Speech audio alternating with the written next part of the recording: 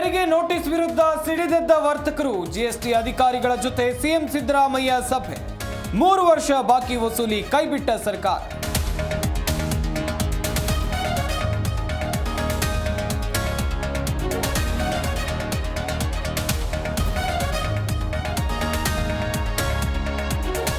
CM Siddaramaiah ನೇತೃತ್ವದಲ್ಲಿ ಜಾತಿ ಗಣತಿ ಸಭೆ. ಸೆಪ್ಟೆಂಬರ್ 22ರಿಂದ 15 ದಿನ ಸಮೀಕ್ಷೆ ಸಂಭವ. ನಾಳೆ ಸರ್ಕಾರದಿಂದ ಅಧಿಕೃತ ಸೂಚನೆ ಪ್ರಕಟ.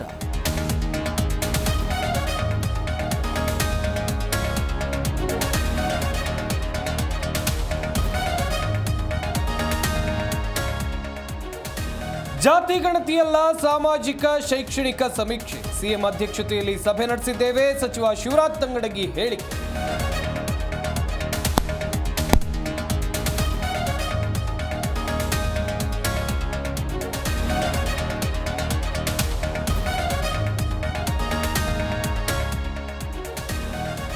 ರೌಡಿ ಬಿಕ್ಲು ಶಿವ ಕೋಲಕ್ಕೆ ಸಂಕಷ್ಟ. ಭೈರತಿ ಬಸವರಾಜ್ಗೆ ಸತತ 4 ಗಂಟೆ ಡ್ರಿಪ್. ಮತ್ತೆ ವಿಚಾರಣೆಗೆ ಕರೆದಿದ್ದಾರೆ ಎಂದ ಬಿಜೆಪಿ ಶಾಸಕ.